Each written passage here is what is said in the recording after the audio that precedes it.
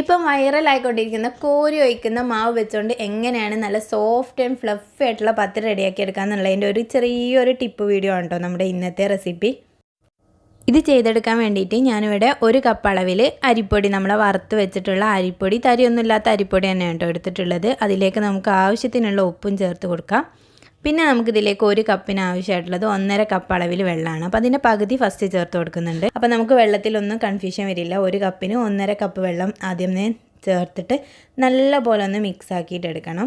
ഏകദേശം നല്ല ലൂസായിട്ടുള്ള ഒരു ബാറ്റർ തന്നെയാണ് നമുക്ക് കിട്ടുക. 1.5 കപ്പ് നമ്മളിതുപോലെ ഫസ്റ്റ് പകുതി ചേർത്ത് കൊടുത്തിട്ട് ബാക്കി പിന്നെ ചേർത്ത് കൊടുത്തൊന്ന് മിക്സ് ചെയ്തെടുത്താൽ മതി.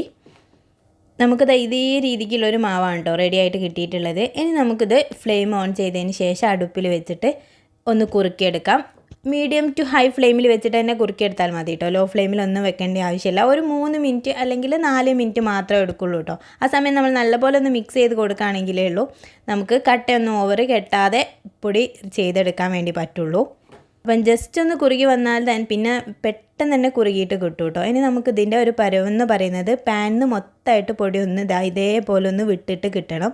ഈ ഒരു പരുവാകുമ്പോൾ നമുക്ക് ഫ്ലെയിം ഓഫ് ചെയ്തിട്ട് വേറൊരു പാത്രത്തിലേക്ക് മാറ്റി കൊടുക്കാം. അതിലേക്ക് മാറ്റി കൊടുക്കുന്നുണ്ട്, അല്ലെങ്കിൽ പെട്ടെന്ന് തന്നെ ഓവർ കുക്കായി പോകും. അതിന് ശേഷം അടച്ച് വെച്ച് ഒരു 15 മിനിറ്റിന് ശേഷം നമ്മൾ കയ്യിൽ കുറച്ച് എണ്ണ എന്തെങ്കിലും ഒന്ന് തടവിയിട്ട് ജസ്റ്റ് ഇതുപോലെ ഒന്ന് പ്രസ് ചെയ്ത് കൊടുക്കാം. ജസ്റ്റ് ഒന്ന് 2-3 പ്രാവശ്യം പ്രസ് ചെയ്താൽ മതി. അതിന് ശേഷം നമുക്ക് ജസ്റ്റ് ഒരു ബോൾസ് ആക്കിയിട്ട് മാറ്റാം കേട്ടോ. ഓരോ ബോൾസും ഇതേ രീതിക്ക് തന്നെ ഒന്ന് ബോൾസ് ആക്കിയിട്ട് മാറ്റാം. ഓവർ കുഴക്കേണ്ട ആവശ്യമില്ല. ഇങ്ങനെ പത്തിരി റെഡിയാക്കി എടുക്കുമ്പം എന്നാൽ നല്ല സോഫ്റ്റ് ആയിട്ടുള്ള പത്തിരി നമുക്ക് കിട്ടും കേട്ടോ. ഞാൻ ഇവിടെ പ്രസ് വെച്ചിട്ടാണ് പരത്തിയെടുത്തിട്ടുള്ളത്. അതിന് ശേഷം ഒന്ന് പൊടി തട്ടി കൊടുക്കുകയാണ് ചെയ്തിട്ടുള്ളത്. നിങ്ങൾക്ക് വേണമെങ്കിൽ നല്ല ചപ്പാത്തിയൊക്കെ പരത്തുന്ന രീതിക്ക് വേണമെങ്കിലും പരത്തിയെടുക്കാം. വീഡിയോ കണ്ടുകൊണ്ടിരിക്കുമ്പോൾ ഇഷ്ടമാണെങ്കിൽ ലൈക്ക് ചെയ്യാനും നിങ്ങളുടെ അഭിപ്രായങ്ങൾ കമൻ്റായിട്ട് അറിയിക്കാനും മറക്കല്ലേ. തീരെ കട്ടിയൊന്നുമില്ലാതെ നമുക്കിവിടെ പരത്തിയെടുക്കാൻ വേണ്ടി പറ്റിയിട്ടുണ്ട് കേട്ടോ. അതിന് ശേഷം നമുക്കിതൊരു കല്ലിലേക്ക് ഇട്ടിട്ട് നോർമൽ പത്തിരി ചുടുന്ന രീതിയിൽ തന്നെ ഒന്ന് ചുട്ടെടുക്കാം. 2 സൈഡ് നല്ല പോലെ പൊള്ളി വരുന്ന ആ ഒരു രീതിക്ക് തന്നെ നമുക്ക് ചുട്ടെടുക്കാൻ വേണ്ടി പറ്റും. അപ്പോൾ നമുക്ക് ഇത്രേ ഉള്ളൂ കേട്ടോ.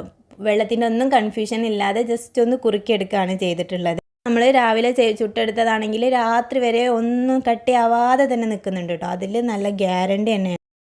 അപ്പോൾ എന്നും പത്തിരി ചെയ്തെടുക്കുമ്പോൾ ഒരു തവണയെങ്കിലും ഇതുപോലെ ചെയ്തെടുക്കുക. നല്ല അടിപൊളിയായിട്ട് തന്നെ കിട്ടും.